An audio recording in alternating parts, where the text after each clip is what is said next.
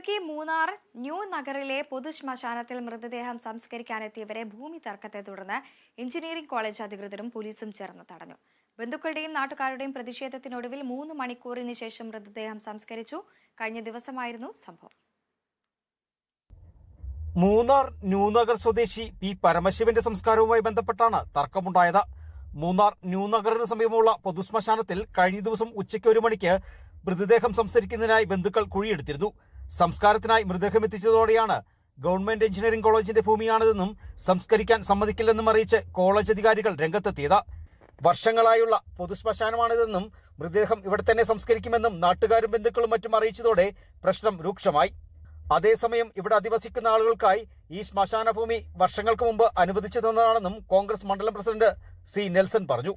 நாங்கள் காலனி பொதுமக்கள் சார்பாக நாங்கள் கேட்டுக்கொள்வது என்னன்னா, எங்களுக்கு காலனியில் கிட்டத்தட்ட 2000க்கும் அதிகமான ஆளுங்க காலனியில் இருக்கிறாங்க.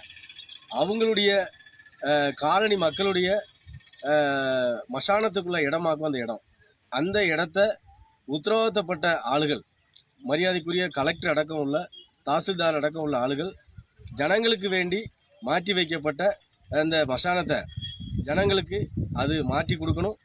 இன்ஜினியரிங் காலேஜுக்கு இடம் கிடக்குன்னு சொன்னால் அது இன்ஜினியரிங் காலேஜுக்குள்ள இடத்த மாற்றி அவங்களுக்கு அளந்து கொடுத்து மாற்றி கொடுக்கணும். எங்களுக்கு கிட்டத்தட்ட 2000க்கும் மேற்பட்ட ஆளுகள் இருக்கிறதுனால அந்த இடத்துல மசானத்துக்கு ஒதுக்கப்பட்ட இடத்த மசானத்துக்கு அனுமதிக்கணும். இல்லைன்னு சொன்னால் காலனியில் இருக்கக்கூடிய அத்தனை பொதுஜனங்களை அணிநிறுத்தி கொண்டு கலெக்டர் ஆஃபீஸுக்கு முன்னாடி மிகப்பெரிய போராட்டத்தை காலனி பொதுமக்கள் சார்பாக நடத்த வேண்டி வரும்.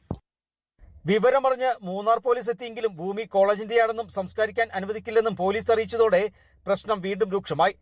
പ്രശ്നം രൂക്ഷമായതിനെ തുടർന്ന് മൃതദേഹം സംസ്കരിച്ചാൽ നിയമ നടപടി സ്വീകരിക്കുമെന്ന് അറിയിച്ച ശേഷം പോലീസ് മടങ്ങിയതോടെ നാട്ടുകാർ അവിടെ തന്നെ മൃതദേഹം സംസ്കരിച്ചു. Kerala vision news, Idukki.